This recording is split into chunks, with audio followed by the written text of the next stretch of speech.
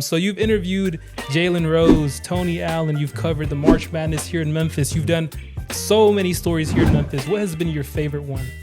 As opposed to the first team of three that I had, I feel like this team of three, like it was just so instantaneously like we're buddies. What up? What's good? What's happening? This is episode 7 of the Life We Choose podcast. That's the famous intro from Avery Braxton at ABC 24. So I had to get it on the podcast real quick. How you doing, Avery? I'm great, man. I'm great. I'm so glad you asked me to do this. You've helped me out immensely while I've been at 24. So happy to return the favor for you, bro. Thank you, man. I'm glad that you're here too. If you guys don't know, he is the main sports anchor and reporter at ABC 24. And this is like a farewell because he is about to leave Memphis. So thank you for being on the podcast, Avery. Let's talk about your item, man. What'd you bring in and what's the story behind it? I brought in a Ja Morant bobblehead because working in Memphis as a sports reporter, I spend a lot of time covering the Memphis Grizzlies. And if you can zoom in and look at it, you can see Ja's had a little bit of work done. He was one of the bobbleheads that sits on our podcast set, and somebody bumped the set. He fell. He broke apart. Head came off, legs, it's just abdomen. And I was like, come on, bro. All the bobbleheads it could have been, it had to have been the Ja one. Yeah. And shout out to our engineers, specifically my guy Vince over there at 24. Yep. Took him, glued him back together, brought him back to me. And I just kind of felt like it's almost metaphorical. You know what I'm saying? Like, stuff is not going to go your way. Stuff is going to happen. And at the end of the day, man, just glue the pieces together and make something work. You know For what sure. I mean? So yeah. I feel like that's been kind of the epitome of my experience the last, several years. I get that, man. I'm learning that myself. So yeah. I get you for sure. So you are the main sports anchor at ABC 24. Let's talk about the beginning, man. What was your journey like? What interested you in the world of sports journalism? Oh, man. I think I decided I wanted to go into sports journalism probably 15 or 16. I was one of those kids where, like, you're eating your bowl of cereal in the morning, and I've got Sports Center on, and I'm watching, Stuart Scott and all those other sports anchors, and just felt like I wanted to be like them, I wouldn't call myself like a news junkie or even a sports news junkie. I think I just like the environment of broadcast journalism and sports broadcast specifically. And yeah, decided I was going to go to school, and like there are big broadcast journalism schools. And I think for me, I just kind of felt like I didn't want to be a small fish in a big pond. I wanted to be a big fish in a small pond. So yeah. I ended up going to Mercer University, which is in Georgia. It's about an hour and a half south of Atlanta, hour and 15 minutes. And went to a journalism program that had a really good print side of things, digital side of things, but maybe not so great on like the actual TV journalism side of things at the time. But they had an ESPN program they were getting off the ground. Was going to involve them doing a lot of live sports. And at the time, ESPN3 was kind of getting off the ground. And so it was a lot of student-led broadcasts, like students behind the camera, as they would be the cameramen, they would be the graphics operators, they'd be the director, under the supervision of adults, obviously, or people who were in the field. Yeah. And I just felt like that was a good place for me. So I started there, did well, eventually got my first professional job in Macon at the 13 WMAZ, which is where Pepper was, your episode 2 guest. Was there for a couple of years, worked for the Falcons for a year, then came here to Memphis. Nice. Yeah. A pretty good journey so far, I like to say. So, sorry about that. You good? So this is a great journey so far. Talk to me about Mercer University. I did a little bit of digging, and I saw that you talked about, a little bit about your past in an interview. But let's talk about that. What was that like for you? I'm sure that you were learning a lot at the time. Yeah, Mercer was great. It really was a good experience. And I go back to that like small, big fish in a small pond kind of thing. Mercer allowed me to just put my hands on everything. I did a little bit of radio while I was there. I did a little bit of print while I was there. I did some digital work while I was there. I did television behind the scenes, like production side of things. I did television on camera side of things. Just they let me do so much because I was You know, in some cases, I was one of the only ones who wanted to do certain things, right? And Mercer just, it was really a big blessing for me because in some ways, the TV side of things on the academic side, like being in class for TV, wasn't really a thing yet, but the broadcast, like live production side of things was. And so I was just the first to be able to do a lot of stuff. And we actually put on one of the first like student-led, like 95% students production wise in terms of roles in whatever year that was, 2018, something like that. And that was a big deal. They gave me a little trophy. It looks like a little bear. And it was just a cool moment. And Mercer it gave me my first opportunities to be a sideline reporter. It gave me my first opportunity to do play-by-play. The internship I did as a student at Mercer with 13 WMAZ parlayed me into my first job. And it took me to some cool internships as well. I got to spend time in New York, Atlanta, just, you know, in big newsrooms. So it was really, really cool. And I couldn't say enough about it and thank them enough for what they kind of set me up for. Yeah. I mean, having that ESPN3 connection seems really nice. What do you think has been your favorite part of being in that program? Because that's, you know, I'm at University of Memphis and we do some nice things, but that sounds really nice. Yeah. Ooh, my favorite part. I think it would have had to have been doing sideline reporting. As like I think I started doing that as a senior, I want to say. And it gave me a really cool appreciation for it because, like, you know, that's kind of the side of things you wanted to be on, but I had to do so many other things before I could do it. I had to be a graphics operator behind the scenes first. I had to run audio behind the scenes first. I had to be a producer and understand what, you know, in-game storylines could look like and what does research look like so that you can put a good product, you know, on TV. And because I knew how to do all those things first, being a sideline reporter when I finally got that opportunity, and then eventually doing play-by-play as well for a short time after I graduated, I just felt like I had a better appreciation for what it takes to be in that role. And I think it made me better as a senior, getting his kind of first live reps, live bullets, so to speak, kind of opportunity. And yeah, that first couple of times I did it, I wasn't great at it, you know, but I was just so appreciative of the opportunity because I knew it was the path that I wanted to be on. And, for sure. You know, I'd had classmates and stuff like that come to the basketball games and they're like, oh crap, like Avery's over there on the sideline. He's on TV. I'm interviewing the head coaches of the basketball team. And we were really more of a basketball school at the time. So it was a big deal. It was a big deal. Yeah, for sure. You have been really creative. So I did a little bit of digging and I realized. Oh Lord, what'd you find?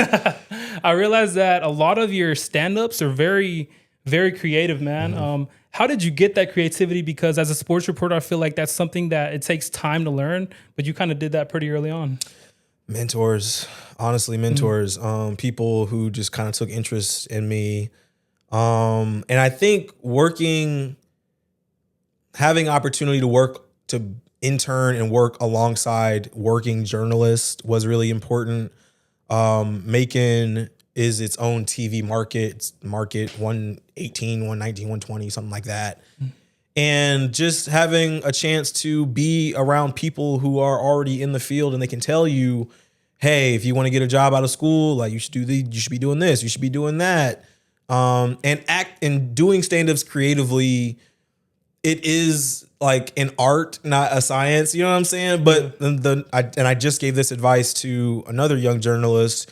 It's just like whenever you're on a story as a student, just try to get something on camera because it doesn't have to be great, but it has to be doing something. Yeah. And when I say doing something, you want it to be able to relate to whatever it is that the story's about. Don't be on camera just to say you did it. Make it bridge, you know, make it add to the story that you're telling.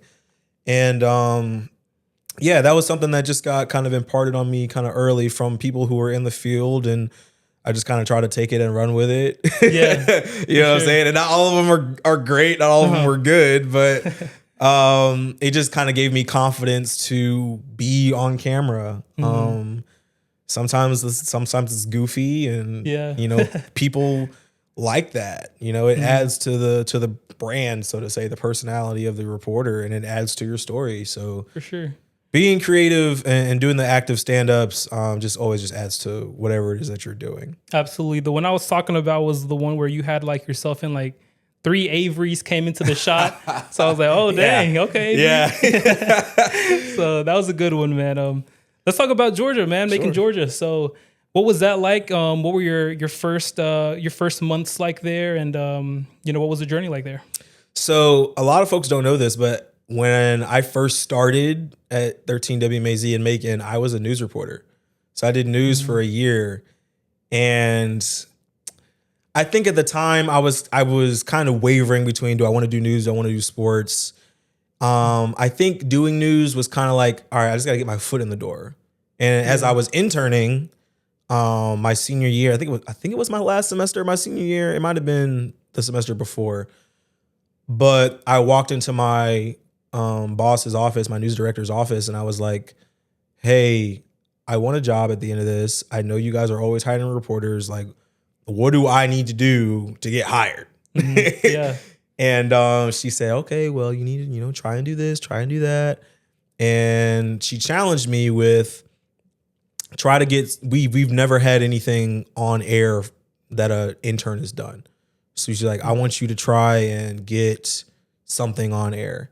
And I was like, okay, bet. Like, I'm gonna do it. And you could tell as the news director, she didn't really think I would do something good enough to do. Yeah. To air, but I did. And I was the first one. And they've had interns put stuff on air kind of since I've been there, but that was kind of a moment of pride for me. And I think it parlayed into my first job at that station, which was great. But I did news for a year. And so, I'm covering politics, local politics. I'm covering crime. I'm covering, economic development in the city, and just anything and everything like you would see any news reporter do. And that was cool. But like, we had a high school football show that our sports team did at that station. And I like begged and nudged and, pleaded and, hey, Frank, hey, Marv, hey, JP, can I help on the sports show? What do you guys need me to do? Like, I know how to shoot football. I can do it. And eventually they were like, yeah, you can do it. Really, they were always looking for hands, right? And you've been in our newsroom, so you always know those sports teams, like, they always need hands when it comes to football season. So they would send me out to like middle of nowhere, Georgia. Hey, shoot a minute of this game, send it back. You're in God knows where, a gas station, a parking lot, trying to send video back. And you're hoping your MiFi is strong enough, your hotspot strong enough to get it back to the station on time. Yeah. And I did that for the first year, and it was great, man. It was great. News didn't really like feed my fire, Yeah. I was decent at it. I was good at it. And I probably could have made a career out of it if I really wanted to, but like, I just knew that it wasn't like what I wanted to be doing. I knew I wanted to be doing sports. And so I helped out on that show for a while. And then the weekend sports anchor left. He was off to a new job. And I remember my boss, my news director, called me into her office, and she was like, why haven't you applied for so-and-so's job yet? Oh. And I was like, I didn't know I could do that. Yeah. I didn't know that was a thing that I was allowed to do. She was like, yeah, of course. Like, I was like, of course. I'm 22, 23. Like, I didn't know what the rules were. And she was like, well, are you interested? I was like, of course. Yeah. I mean, that's why I've been helping out the show and da-da-da-da. And she gives me like an impromptu interview, like on the spot. Like, wow. Just like that, straight up. I mean, and it wasn't necessarily a tough interview, but she was kind of like, okay, well, what do you know? And like, mind you, I'm keeping up.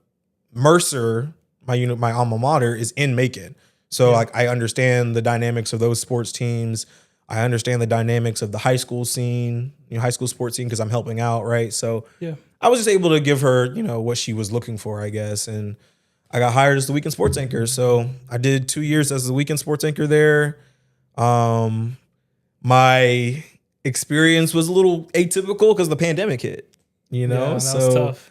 you know, I have a camera and a tripod, and I'm like sitting in a chair like this, not necessarily with a mic like this, but like, you know, doing stand-ups in front of the camera, and hey, this is what happened in Central Georgia today, and I talked to this football coach, that football coach, and they're trying to figure out how do we practice, and we can't, you know, we're wearing masks and everything else with social distancing. It was a mess. Yeah, it sounds like it for sure. It was a mess, and that was really hard because of all the people affected in local news.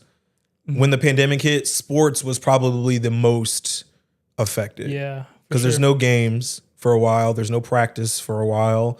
And it's like, okay, well, what value do you add if you can't do sports? You know what I'm saying? And so I had to go back and I had to do a little bit of news. I had to help out and do some stuff that I didn't think I would ever go back to. But I'm glad I did that year of news because it helped when things shut down.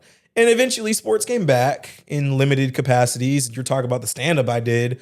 Yeah. The story I did, that 3 versions of me clone stand-up, was talking about how stadiums were coming back and allowing fans again and what it was going to look like. Yeah. And I had to demonstrate what social distancing looked like with nobody there. You know what I'm saying?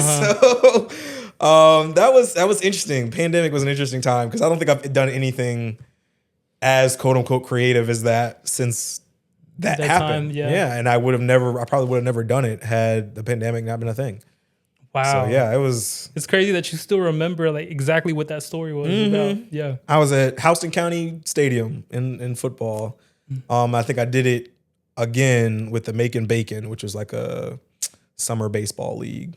Oh, okay. Wooden bat baseball league. Yeah. Cool. Yeah, so we'll talk about Memphis a little bit deeper on in the podcast. But let's talk about the difference between Macon and Memphis. What's that like for you? Honestly, it's really similar. Really similar. Especially the high school scene, I feel like is really similar to Macon. Memphis was one of those cities where it's just like, I feel like it has an attitude. It has a personality of its own that unless you live here, you don't get it. Yeah. You know what I'm saying? Yeah, for sure. And we talk a lot about how it's Memphis, Tennessee, but it's like low key, it's like Memphis. Like For Memphis real. is like a city Its own state. thing, yeah. Yeah. They don't mess with the rest of Nope. the state like that and that kind of thing. And I just feel like Memphis is very unique, and I like that about it. In terms of the sports scene, you know, it was my first opportunity to cover a professional basketball team, right, or a pro team, really of any kind. On the like journalistic side of things, I had worked for the Atlanta Falcons, but I was their like in-game stadium host. Yeah. So I'm doing a lot of the like jumbotron games and stuff like that. So it wasn't really like journalism. So this was my first opportunity to cover a pro sports team, and I thought that was, you know, really, really interesting, really cool experience, being able to be, you know, in FedEx Forum when the playoffs come around and growl towels are a thing, and I'm interviewing professional athletes for kind of the first time, and that's different. Even covering the University of Memphis was different because it's University of Memphis and Mercer were both Division I, but Memphis is like FBS level versus FCS. And for those who aren't familiar with what that means, is like FBS those are the teams that can go into bowl games and stuff like that. It's just bigger university, different level of money being poured into it, different level of athlete and athletic program. So like that was a big step up for me. And I actually came to Memphis because I was going to do news first. Like, wow. I know my news director, I was working for the Falcons, the Atlanta Falcons at the time. And my news director, Denisha, called me and she was like, hey, you know, I work for ABC 24 in Memphis. I'm friends with your old news director in Macon. And, you know, she told me, you know, that you've moved on. I know you're working for the Falcons right now, but like, would you be interested in coming to Memphis to do a news job? I was going to be an anchor, not like a traditional kind of news anchor, but more like they were trying to get a show off the ground that was kind of like part news, part culture, kind of tailored more to younger people, that kind of thing. And it was just interesting. It was something that was different. Anytime you get a chance to kind of be the main person on that desk, that's a privilege. Sure. And it's not something you should kind of take lightly. So I really took her serious and decided to come to Memphis. And for the first 5-6 months to a year, and it wasn't a year, it was 4 to 6 months, I would say, I was kind of working on plugging that show and trying to get that off the ground. And it just kind of didn't happen that way. Ended up not working out. And I was going to go to Florida for our Wow. Tegna station in Florida, in Jacksonville. I had a good mentor who actually was from the Macon area that I had met and talked about mentors. He was somebody who was mentoring me and who wanted me to join his team, and I was going to do it. Yeah. And my GM and my news director kind of came to me and they're like, hey, if you want to do sports that bad, we'll put you on our sports team. If you don't want to pick up your life and move and, breaking apartment leases and all that, we will put you on our sports team. So that's how I joined the ABC 24 sports team. And Wow. yeah, man, a lot of a lot of ups and downs, valleys, mountains and valleys, and twists and turns to the story. But yeah, that's how I got started. Wow. So I think you've had 2 teams at ABC 24. Talk to me about the first one. I know there was Clayton Collier, and I know that there was I forgot her name. Is it Ava? Aaron Wilson. Aaron Wilson. What was that team like? I wasn't there at the time, so I'm not sure about it. Yeah. So the first team, again, I was like a addition. Like there was only supposed to be a 2-person team. It was Clayton Collier, who was the sports director, the number 1, if you will, and then Aaron Wilson, who was the weekend anchor, the number 2, and then I was just kind of sports reporter, number 3. Yeah. That team was interesting. It was interesting. I think that was my first instance of like, hey, not every team is like sunshine and roses. You know what I'm saying? There's a little bit of, there's some button of heads in that, on that team. And sometimes people just don't get along, and that's okay. And you try to make it work.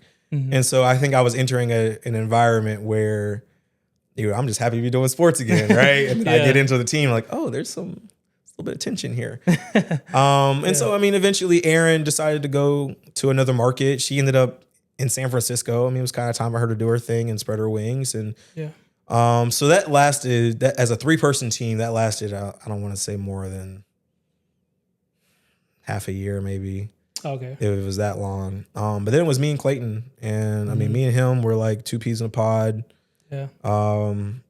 He was a good leader. He taught me a lot about what it took to be a leader at 30 years old, leading a department, being organized. How do we make sure we're covering things the right way? When we're doing things we don't necessarily agree with, but it's our job. How do you handle that? How do you handle yourself as a leader, and as a young professional? And up until then, I had only had superiors who were much older than me, who had been in the game for a long time. And so for me, learning from him, and kind of having a friendship at the same time was really important for me. Yeah, absolutely. And then after a while, Clayton left, and then it was just you for a little minute. What was that like, running the game by yourself a little bit? Yeah. Interesting. Interesting is the best way to put it. So every year, the golf tournament, the FedEx St. Jude Championship comes around. And so Clayton's last event was the FedEx St. Jude Championship. And I remember he finished on a Friday, and it was up to me to kind of finish out the rest of that tournament. Yeah. And we had gotten some help. We had photographers that would help us out. And so for the first few months, it was just me. And I didn't know if I was going to be sports director or whatever it was. I just knew that I was left. Yeah. I was what was left. And I remember saying, like, going to my boss and saying, hey, I know it's just me, but I cannot do this by myself. And so, and like, I didn't know how to lead then either, right? I didn't know how to be the guy, quote unquote. And so we had a photographer, Caleb Hilliard, who was trying to get into being on camera. He had been behind the scenes up until that point. He'd been a photographer, videographer, like just holding the camera, never in front of it. And he expressed like he wanted to get into doing sports and being on camera. And I remember saying, hey, let me have Caleb join me. I don't know if he gets hired full time, but I will like do my best to show him how to do what I do in being on camera. And that was my first opportunity to kind of lead without being like the leader, quote unquote. Mm-hmm. And eventually they did make me the sports director.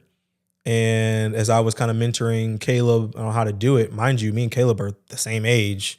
So that was a little weird, you know what I mean?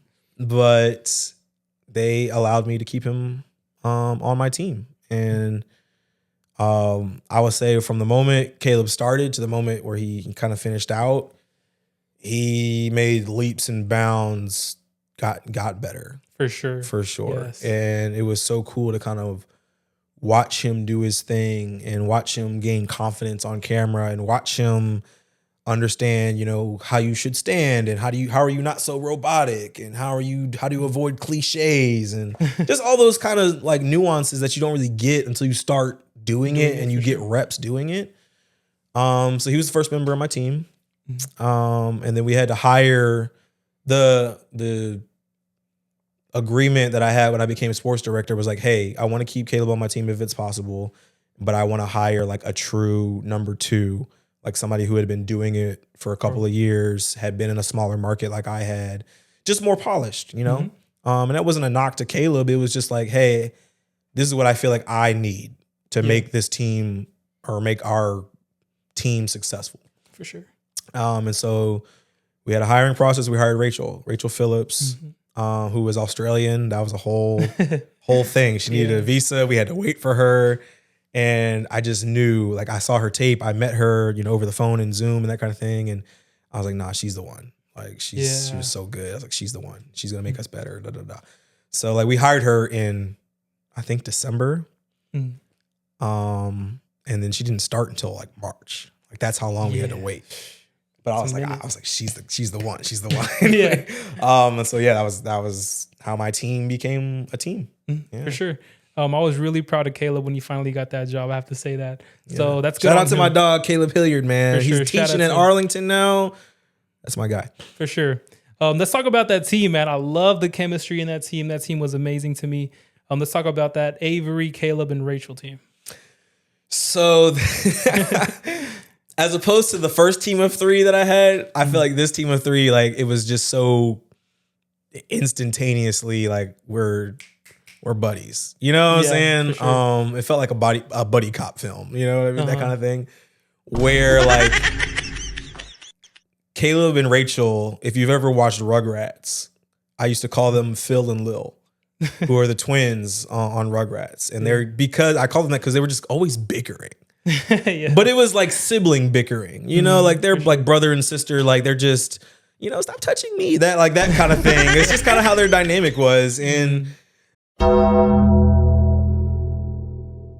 including Vaught Hemingway and where they're going to play in the swamp is a little bit different than jump around, jump around.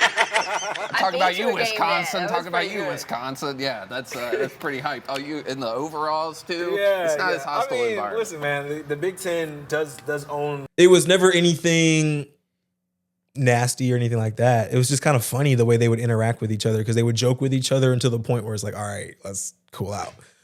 But our dynamic was just so fun.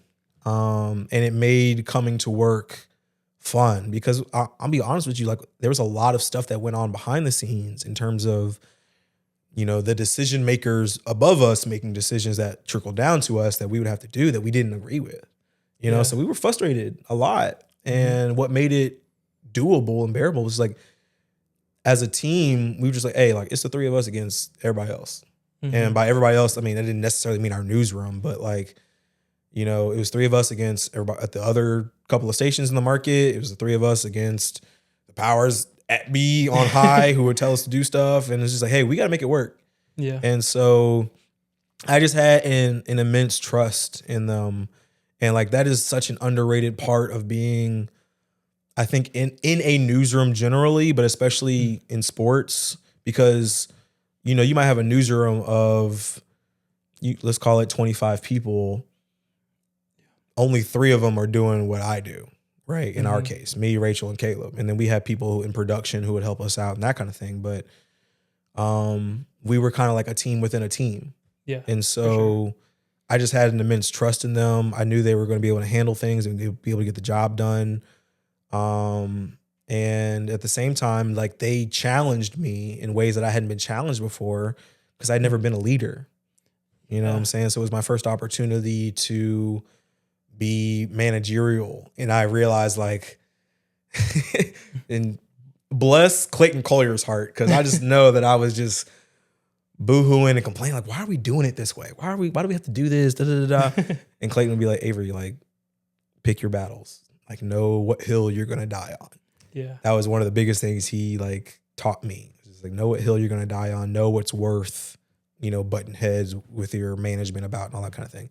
Yeah. And so, like, I don't think I really understood that until I became the sports director, the guy, right? Because now what I'm learning is, like, a sports director's job is to be the bridge. Like, I'm protecting my team from management, but at the same time, like, I am taking directive from management. I have a relationship with them that my team is not necessarily going to understand.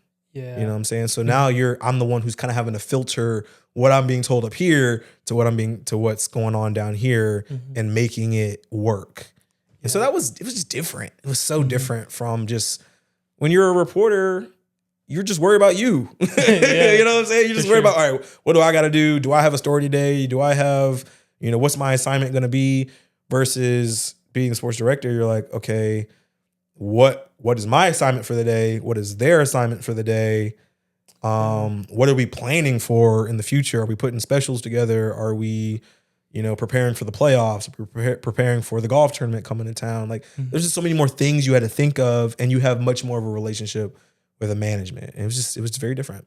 Yeah, for sure. I noticed that switch in you, where you came in kind of like being part of a team, and then you led the team. So I kind of want to ask, what was, like, I know you talked about some challenges, but what was the most challenging part for that? Was it the filtering? Was it making schedules? What was it? Honestly, it was the content. It was the content. Okay. Because 24 is the newest. They're the newest station in the market, to my knowledge. There's 4 TV stations for people who are not familiar. 3 of them have been around a decent bit longer. And 24 just hasn't been around as long. So they don't have as many resources. This is just the truth. Where they are in terms of ratings is they're 4th in the market. That's changed now because they're doing a lot of streaming. So it's kind of interesting. It's like, as far as TV ratings, like linear broadcast TV, they're last in the market. But in terms of streaming, they're 2nd. Or at least that's what I've been told. So, the decision makers were just trying to be different and try things differently. And not all of it I agreed with. I'll just tell you the truth. You're used, as a sports reporter, sports anchor, you're kind of used to doing things a certain way. You think there's a right way to do things. And my management was like, we need to switch it up. So instead of doing a 2-minute sportscast at 6 and a 3-minute at 10, we're going to do 90 seconds. And for those who are familiar with that, we called it the 901, which is 901 is the area code, but it was 91 seconds. So very quick, very punchy. Like, you better know what it is that you were talking about. We had like a little list on the side.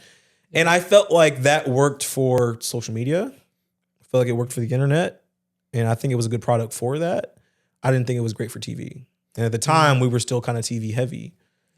I didn't agree with it. I didn't like it. I didn't believe in it, honestly. And so navigating that was hard. We didn't do a ton of live shots, which for anybody who works in TV news as a reporter, as a sports anchor on either side, news or sports, like live shots are like currency. That's gold. Yes. Because that's how you advance. You know, you're putting reels together, demo tapes for your next job. Like those are currency. And so we weren't getting a lot of those. You know, I really had to explain to my news director anytime I wanted a live shot, like what's the story behind why you want a live shot? And for most sports anchors and most newsrooms, you don't really have to do that. It's just like, hey, there's a big game going on today. I think we should be live. But my management was not taking that as an answer. So I had to get a lot more creative with why I wanted to do a live shot. What's it going to look like? What's the story behind it? I had to be intentional in a way that I didn't have to be intentional before. I didn't like it at the time, but like I understand what the value of it was now. And then at one point, this was October, November, they decided they didn't want to do, they didn't want us on newscasts anymore. And I remember walking in the meeting and I had all these ideas for like how we can, you know, change the game up a little bit with our sports and how do we expand? I wanted to cover more teams and all this kind of stuff. And they were like, yeah, we're going to take you out of newscast. We have a directive from corporate. So it's like management is like just my station. Corporate is like the big company. For sure. Board of directors, CEOs, all that. They're like, hey, we want to do more emphasis on streaming. We want you guys to come up with a sports podcast, sports show.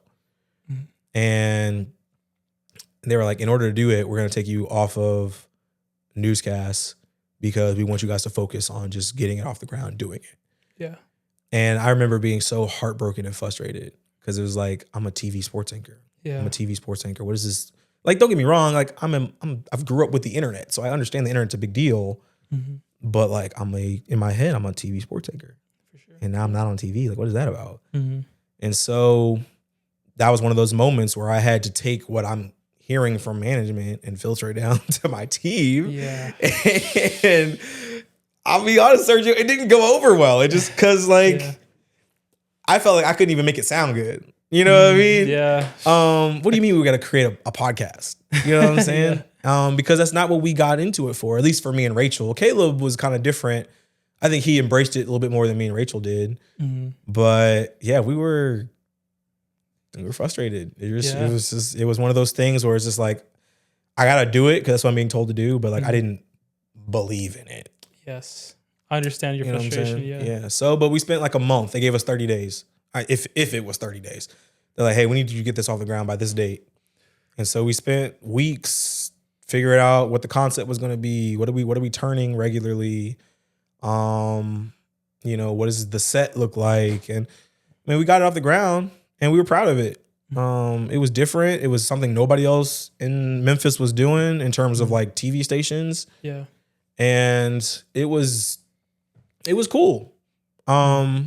We had to learn how to make it our own. And we did that for a couple of months. And then my team got laid off. Yeah. So we literally got it off the ground the end of October.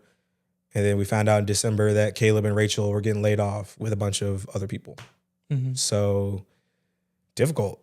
And my first thought was like, how the heck am I going to keep this podcast up by myself? Yeah, I can only imagine. For however long it was going to be. And yeah, content. And I still wasn't on TV, right? Yeah. So it's like, this is all I'm doing. And I had to figure out, how do I embrace this thing? Because you can only like be mad about it for so long. Yeah. You know what I mean? So I was like, hey, you can either be mad about it or suck it up and make it your thing. The best that you can. That you can. And so that's what I had to do. For sure.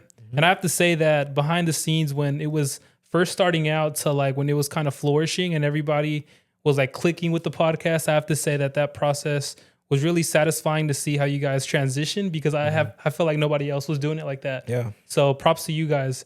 I want to go back to like more of a positive note. Sure. So let's talk about things are positive, by the way. No, yeah, for sure. Things are great. They have figured themselves out. But yeah. No, for sure. I get that. Yeah. But I remember one time when I was directing a newscast, you were in a live shot for, I think it was the FedEx St. Jude Classic. And one of your live shots, you incorporated like this older couple that owned a house, and you like looked behind them and then they were waving.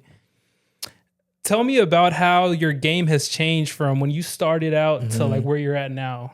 Because I wouldn't have not thought of that. Yeah. So that live shot that you're talking about was a function of doing a story, right? And so the premise of the story was, and I would say for ABC 24 and Tegna, which is our big company, they always want you to really focus on storytelling, especially on the sports side. Is like one thing I could not argue with my management about was sports is changing. TV sports is changing.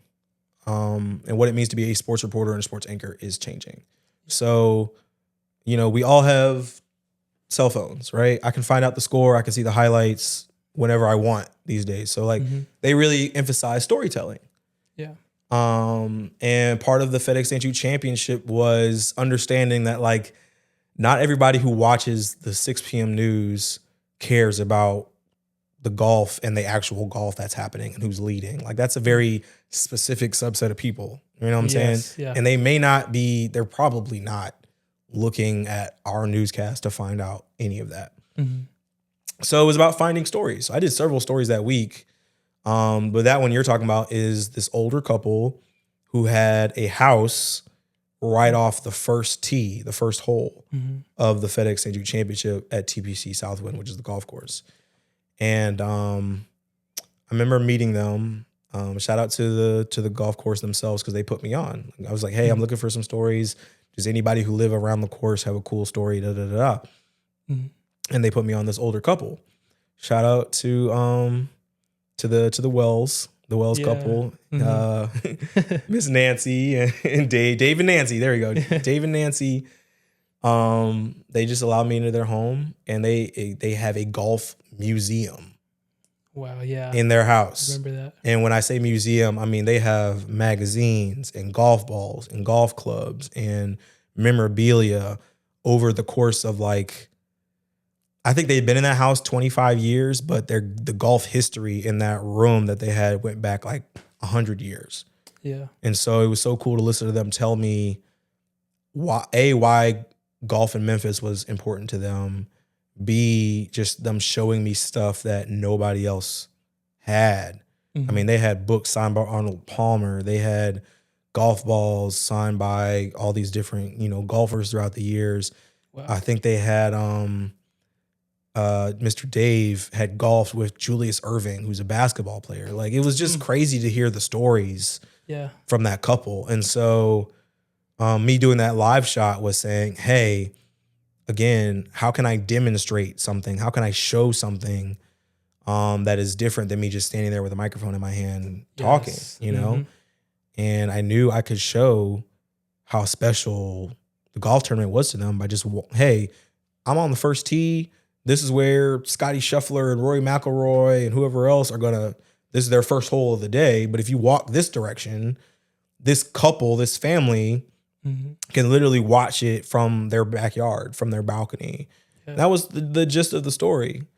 But it was it was one of the stories I'm most proud of during my time in Memphis because A, it took me like going and finding it, right?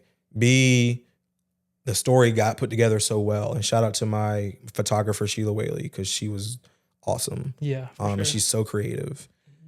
And then it just like the live shot turned out really well. So it was like that trifecta of like everything came together to work exactly how you thought it might. Yes. And, it's kind of one of those things. Yeah, it was really satisfying to see for sure.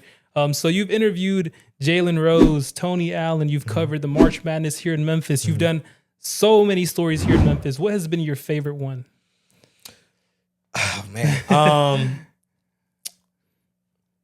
I did a story on a cancer survivor who had a connection to John Morant. The gist of the story, everybody's familiar with John Morant's signature shoes, right? So at the time, his first shoe was coming out. He's on the Jaw 3 now. The Jaw 1, was like the hottest ticket in town in the city of Memphis. Like everybody trying to get their hands on a pair, and Ja was doing a giveaway. So it was kind of like a sweepstakes sort of thing. Fans were supposed to like submit entries about why they should be one of the first, fans to get a hold of his shoe. And so when the list of winners came out, there were 12 of them. Yeah. And I went through the list just trying to see if they had any kind of interesting background, interesting story. Like, what was it that made Ja Morant or Ja Morant's team pick these 12 people? Yeah. And so the one that I found, the young man's name was Gavin Schooley. He was like 14 at the time. I found out he was a cancer survivor, childhood cancer survivor from when he was like, God, I don't remember how old he was. He was just young as a baby. I think he was a baby. Wow. I found that out, and I kind of figured out where he was. He was in Kentucky, which is not crazy far from Memphis, but it ain't close either. You know what I'm saying? Uh-huh. And I remember saying, at the time, I was like, maybe I should do like a series, right? Maybe I'll do like 2 or 3 of them. But I knew I wanted to do his. And so I went to my news director. I said, hey, I really believe in this story. I think we should do X, Y, and Z. And she let me go do it. And so I drove for 4 hours to Kentucky. I forget which town they were in, but I went and interviewed Gavin, who's the young man, his dad, and just kind of got their story. And the gist of the story was he got picked because he was a cancer survivor.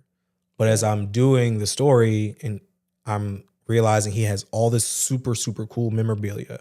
He had sports memorabilia. He had all these like Funko Pops of like superheroes and sports figures and all that kind of stuff. And you could just tell he was a huge, huge, huge, huge, huge Ja Morant Grizzlies fan. I'm like, why do you like Ja Morant so much? Ja Morant went to Murray State, which is in Kentucky. Yep. That was his alma mater. The young man's grandfather worked at Murray State for a long time and had passed away.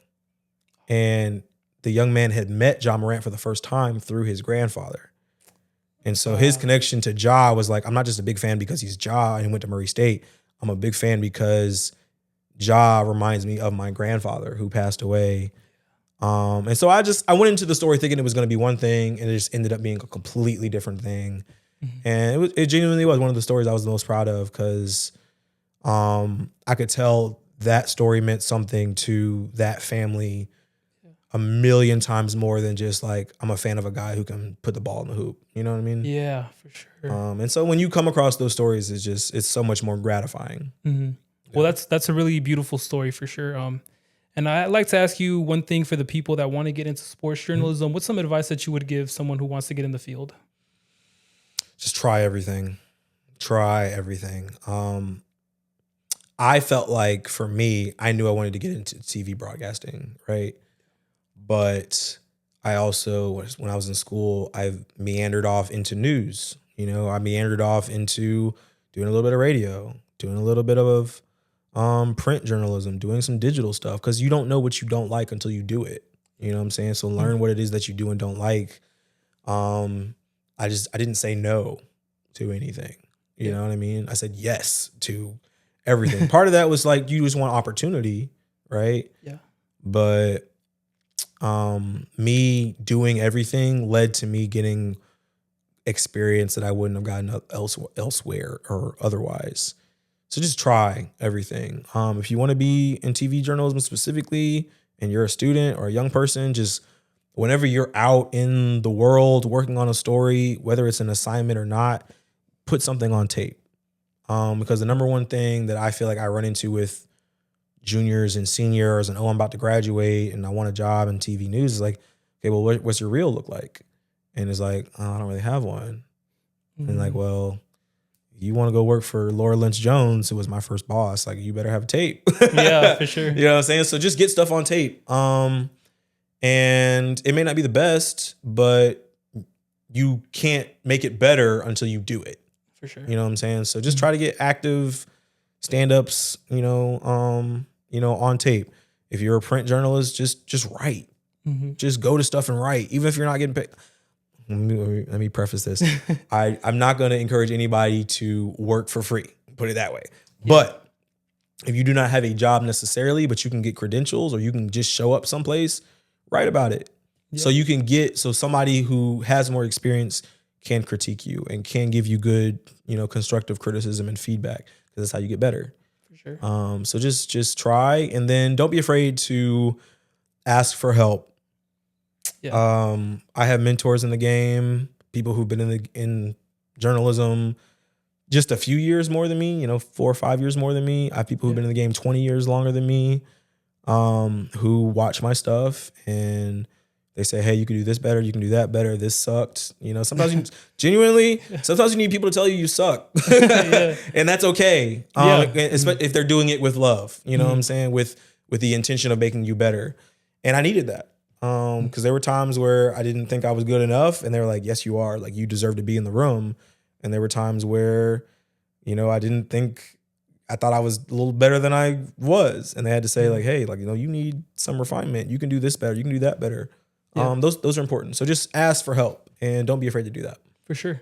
I got one more thing that I got to leave you off with, okay? That's cool.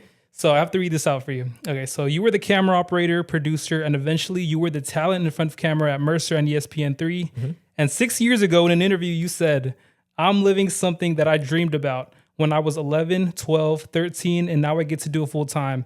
It's fun. At the end of the day, it's got to be fun. And if it's not, you have to find something else. You have to find something that you're passionate about, end quote.